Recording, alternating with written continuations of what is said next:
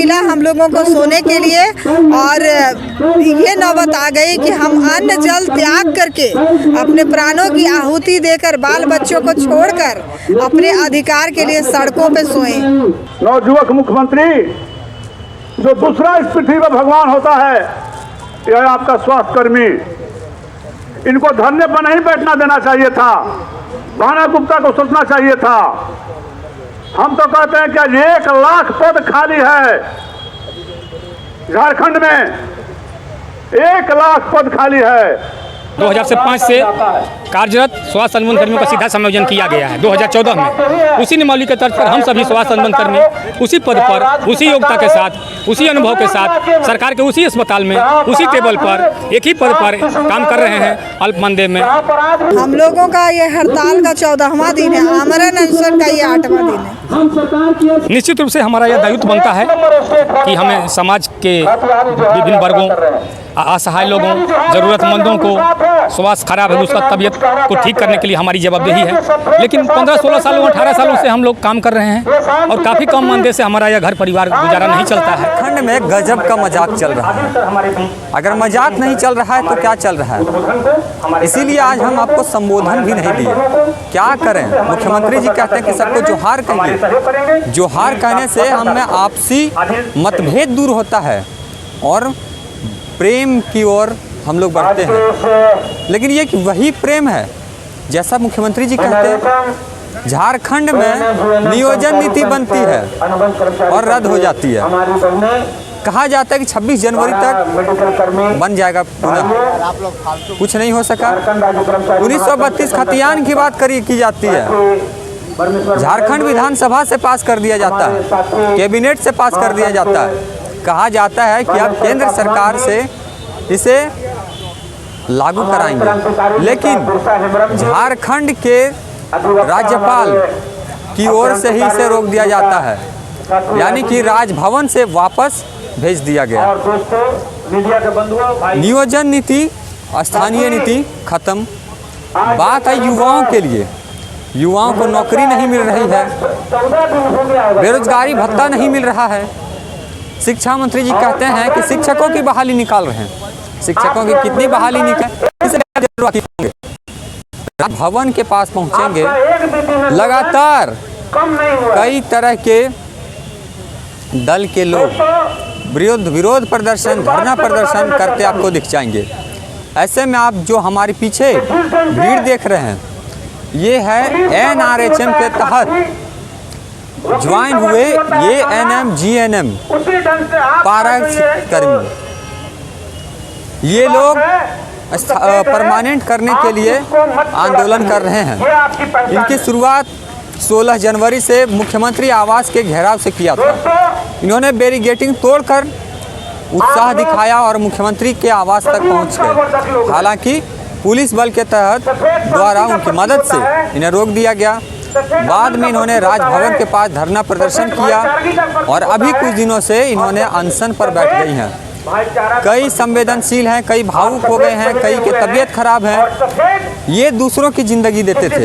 ऐसे में सोचनी चाहिए सरकार को कि जो दूसरों की ज़िंदगी देते थे, आज वो खुद अपनी ज़िंदगी के लिए ईश्वर से प्रार्थना कर रहे हैं। तो आइए हम देखते हैं कि क्या कुछ होता है। इनकी मांग क्या है, सरकार तक बातें पहुंच सकी या नहीं पहुंच सकी, या फिर इन्हें भी आश्वासन दे दिया गया। अभी आप जो ये कतार देख रहे हैं, ये कतार चिकित्सा कर्मियों की है जो कि अनुबंध पर थी। इन्हें भगवान का दूसरा रूप कहा जाता है और ये दूसरों की ज़िंदगी देती थी और आज अपनी मांगों को लेकर राजभवन के पास धरने प्रदर्शन पर थी। 15वां दिन है उनका, फिर भी सरकार तक इनकी आवाज़ नहीं गई। बाकायदा इन्होंने अनशन पर बैठी हैं। आज इनका तबीयत खराब है, फिर भी सरकार इनकी नहीं सुन रहा। आज 8वां दिन अनशन का। तो क्या नाम है आपका? मीरा कुमारी। तो क्या लगता है कि यहाँ पर आप लोग अनशन पर 8वां दिन है आज आपका, तो सरकार आपकी सुनेंगे? सरकार सुनेंगे। सरकार की तरफ से तो कुछ लोग आए थे, उन्होंने तो फिर कहा है कि हम आपकी मांगों को रखेंगे मंत्री महोदय के पास। अब देखिए, मंत्री महोदय या स्वास्थ्य मंत्री या हमारे हेल्थ सेक्रेटरी मिल करके हमारी मांगों के प्रति क्या रुख अपनाते हैं। तो क्या कुछ मांगे हैं, जरा बताएंगे आप? हमारी एक सूत्री मांग है हमारी अस्थायी नियुक्ति। ये तो सरकार के मैनिफेस्टो में भी था कि नियुक्ति आपको नियमित करेंगे, तो अब भूल गए वो मैनिफेस्टो ही रह गया। ये याद दिलाने के लिए आप लोग यहाँ पर आज आए हुए हैं। हाँ, हम लोगों का ये हड़ताल का 14वां दिन है, आमरण अनशन का ये 8वां दिन है, लेकिन अभी भी किसी विभागीय मंत्री या विभागीय सेक्रेटरी के मन में संवेदना नहीं है थोड़ी भी कि हमारी अनशनकारी भाई बहनें जो सहकर्मी हैं वो बिना अन्न जल के यहाँ बैठे हैं। आप लोग तो कोरोना काल में भी नहीं डरी थी, जब लोग घर से बाहर नहीं हो रहे थे उस वक्त भी आप लोगों ने लोगों की मदद की, लोगों के स्वास्थ्य का ख्याल रखा। उसी का ये प्रोत्साहन मिला है हमें, प्रोत्साहन के रूप में आप लोगों को सड़क मिला सोने के लिए, और आज कई यहाँ अनशन पर भी है। हाँ, सड़क मिला हम लोगों को सोने के लिए, और ये नौबत आ गई कि हम अन्न जल त्याग करके अपने प्राणों की आहुति देकर बाल बच्चों को छोड़कर अपने अधिकार के लिए सड़कों पे सोएं। अंतिम में आप क्या कहेंगे सरकार को? मैं सरकार से यही कहना चाहती हूँ कि अब बहुत हुआ, हमने अनुनय विनय सब किया, सब कुछ किया, विनती की, गुहार लगाए, लेकिन सरकार की तंद्रा भंग नहीं हुई है। इसलिए सरकार को एक बार मैं और कहना चाहती हूँ कि आप हमें जो हमारी मांगे हैं उसके प्रति गंभीरता पूर्वक विचार कीजिए, नहीं तो ये आंदोलन और उग्र हो सकता है। आप लोगों ने तो मुख्यमंत्री आवास का घेराव करने पहुंची थी, रोकने का प्रयास किया गया, फिर भी बैरिकेडिंग तोड़ दी थी। अगर हमारी मांगे पूरी नहीं हुई ना तो हम फिर बैरिकेडिंग तोड़ के उनके घर पहुंच जाएंगे। ये सरकार को चेतावनी है। बिल्कुल। आप लोग यहाँ पर आज आपका 16 जनवरी से आप लोग मुख्यमंत्री आवास का घेराव किए थे, 17 के बाद वहाँ से आपको जब रोक दिया गया तो 17 के बाद यहाँ धरना प्रदर्शन कर रहे हैं, आज आपका 8वां दिन अनशन भी बैठते हैं, तो क्या कुछ वजह है?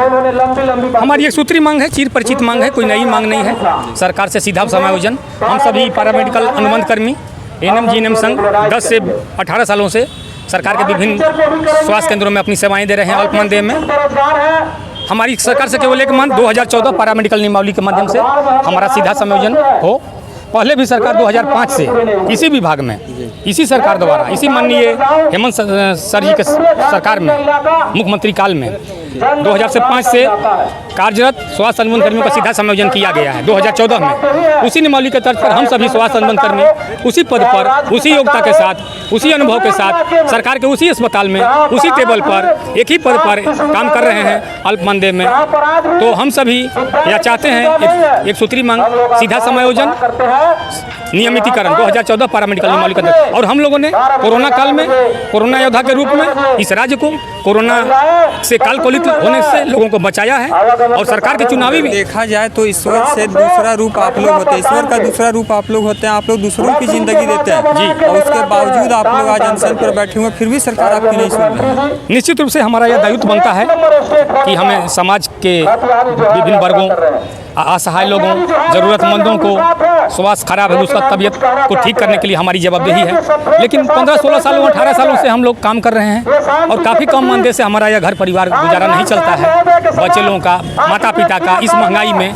और महंगाई बढ़ रही है, आपकी बातें भी कहने वाकिफ है, तो क्या कुछ लगता है कि सरकार आपकी इस बार जो सब कुछ होगा सरकार की तरफ से, यानी जोहार यात्रा निकाला, आपकी और ध्यान क्यों नहीं दे रही? जी नहीं, मैं दूसरे शब्दों में कह सकता हूँ सरकार संवेदनशील है, इस राज्य की सरकार, और हेमंत सर हैं तो हिम्मत है। निश्चित रूप से हम सभी झारखंड के निवासी और ये अनुभव करते हैं कि हेमंत सर हैं तो हमारी बातों को पहुंचाएंगे। चुनावी वादा भी सरकार की रही है, घोषणा भी किए हैं सर, और इसी बीच में कोरोना आ गया था इसलिए नहीं हो पा रहा होगा, तो कोरोना काल से हम लोग बाहर निकल गए हैं और सरकार के कंधे से कंधा मिलाकर सरकार के विभिन्न योजनाओं को अमली जामा पहनाते हैं।